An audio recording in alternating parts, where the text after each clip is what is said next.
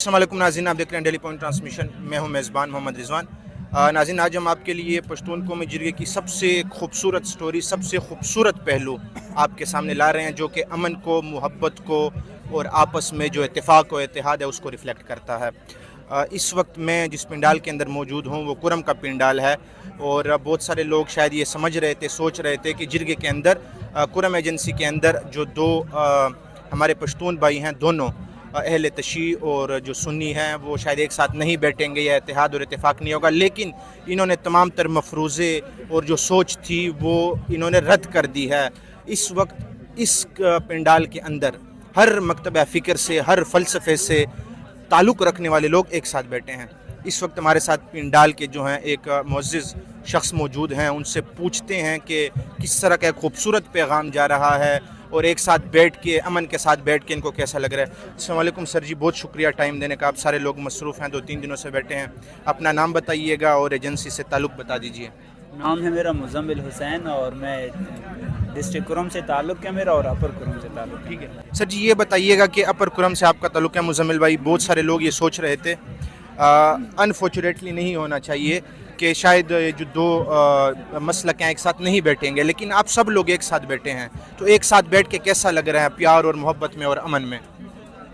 شکریہ آپ کا بہت زیادہ. اصل میں یہ ہے کہ جتنے لوگ آپ کے سامنے بیٹھے ہوئے ہیں، اگر آپ ڈسٹرکٹ کرم میں بھی آپ چلے جائیں گے تو یقین جانیے آپ کو 98%، 95% لوگ آپ کو اسی مینٹیلیٹی کے لوگ نظر آئیں گے، جو ہمیشہ آپس میں محبتیں بانٹتے، ایک دوسرے کی دکھ درد میں شریک ہوتے ہوئے نظر آئیں گے. آپ کو ایسے لوگ ہیں اور بہت کم. اصل میں جو دنیا کے سامنے ہمارے ڈسٹرکٹ کرم کا جو نقشہ پیش کیا جا رہا ہوتا ہے کہ وہاں پر روزانہ مسئلے کی بنیاد پر لڑائیاں ہوتی ہیں، اصل میں وہ لڑائی ایک مخصوص ایشوز کے اوپر، ایک مخصوص، آپ کہہ سکتے ہیں کوئی 3% لوگ ہوتے ہیں کہ جو بیچ میں اس طرح انوالو ہوتے ہیں، بیچ میں کوئی زمینی تنازع ہو جاتا ہے. آپ کہہ لیں کہ ایگو کی بیس پہ وہ لڑائی ہے، مسلک کی بنیاد پہ نہیں ہے، لیکن بعد میں جب شروع ہو جاتی ہے اس کے بعد ہے. یہی رنگ دے دیا جاتا ہے، وگرنہ اس طرح کوئی ایشو نہیں ہے.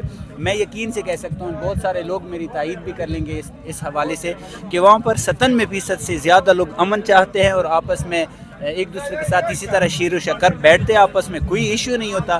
لیکن جب حالات خراب کی جاتے ہیں، میں سمجھتا ہوں کہ حالات بھی مخصوص لوگ ہیں، جو مخصوص لوگوں کے سرکردگی میں جا کے حالات، ان کو ایک ٹاسک دیا جاتا ہے، پھر وہ حالات خراب. اور پرسیپشن یہ بنا دی گئی ہے کہ اگر آپ کسی باہر کے بندے سے پوچھیں، کرم کے باہر کے بندے سے، تو ان کو لگتا ہے کہ شاید بس یہ ایک دوسرے کو ایک دفعہ صرف نظر آ جائیں، بس یہ ایک دوسرے کو برداشت بھی نہیں کر پائیں گے، ایک ساتھ بیٹھیں گے بھی نہیں. پرسیپشن میڈیا پہ یہ جا رہا ہے، سوشل میڈیا پہ یہ جا رہا ہے، لیکن آپ کہہ رہے ہیں کہ گراؤنڈ ریئلٹی ٹوٹل اس سے مختلف ہے. بالکل، یہ گراؤنڈ ریئلٹی اس کی مختلف بھی ہے. آپ یہاں پہ دیکھ سکتے ہیں جتنے بھی لوگ ہیں اپر کرم سے 3 سب ڈویژن کے لوگ بیٹھے ہوئے ہیں، بیچ میں یہ بھی نہیں پتا کہ اس میں شیعہ کون ہے، سنی کون ہے، ایسے تو کوئی بات نہیں ہے.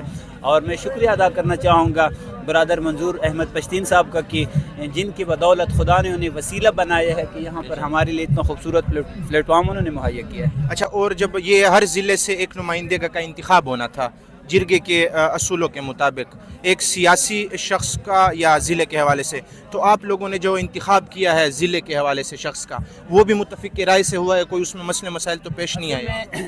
یقین کریں اتنا خوبصورت ماحول بنا ہوا ہے، بہت سارے لوگ بضد ہیں، اور شیعہ لوگ چاہتے ہیں کہ وہاں پہ وہ سنی جو مشر ہے وہ نمائندگی کر لے، اور جو ہمارے اہل سنت کے برادران ہیں وہ کہتے ہیں نہیں، کوئی شیعہ آپ فلان فلان فلان وہ سامنے آ جائیں. اس طرح کوئی ایشو ہی نہیں ہے کہ ہم کہیں کہ ہر کسی یہاں پر کوئی باغ دوڑ والا کوئی سلسلہ ہی نہیں ہے. ہر کوئی بضد یہ ہے کہ آپ بہتر سمجھتے ہیں، دوسرا اس سے کہتا ہے کہ نہیں آپ بہتر نمائندگی کر سکتے ہیں. اور یہ خوبصورتی بھی ہے اس بات کی کہ جرگہ امن کے لیے کیا جا رہا ہے، یہ تو تمام تر جرگہ ہے، اور آپ لوگوں کا مطالبہ جو ہے وہ بھی امن کا ہے، آپ لوگوں کا مطالبہ بھی محبت کا ہے.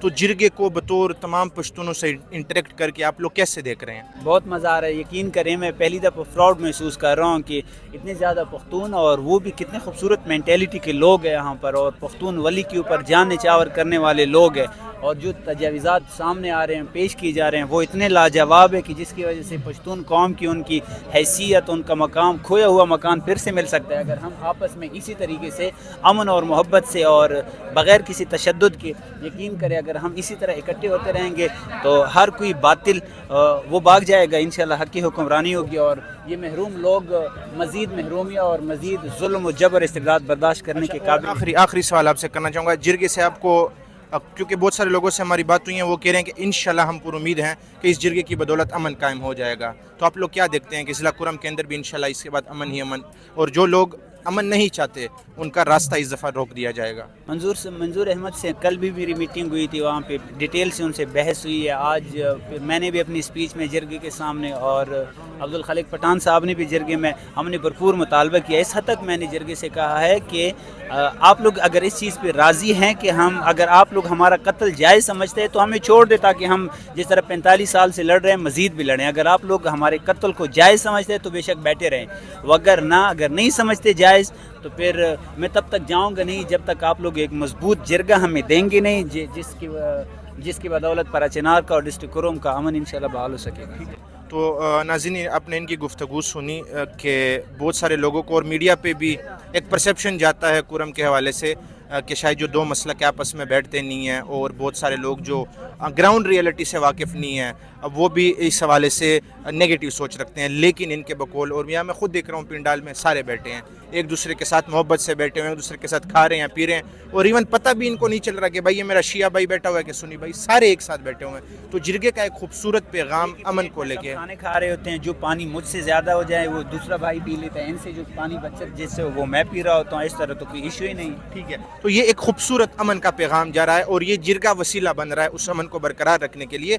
और इन्होंने ये भी कहा कि अगर वहाँ पे कुछ हालात ख़राब होते हैं तो वो मजहबी बुनियादों पे नहीं होते, इगोइस्टिक इशूज़ हैं, और वो हम पश्तूनों में शुरू से रहे हैं इगोइस्टिक इशूज़। फिर उन इगोइस्टिक इशूज़ को जो है हम रिलीजियस उसके ऊपर चादर चढ़ा देते हैं, और फिर दुनिया को दिखाते हैं कि अगर मैंने ये किया तो वो इन रिलीजियस बेसिस पे किया। हालांकि इस तरह की कोई हकीकत नहीं है, और उम्मीद है कि ये जिरगा वहाँ पर अमन को कायम दायम रखने का एक बेहतरीन ज़रिया साबित होगा। डेली पॉइंट ट्रांसमिशन से फिलहाल इतना ही। अपने मेज़बान मोहम्मद रिजवान को दीजिए इजाज़त। अल्लाह निगहबान।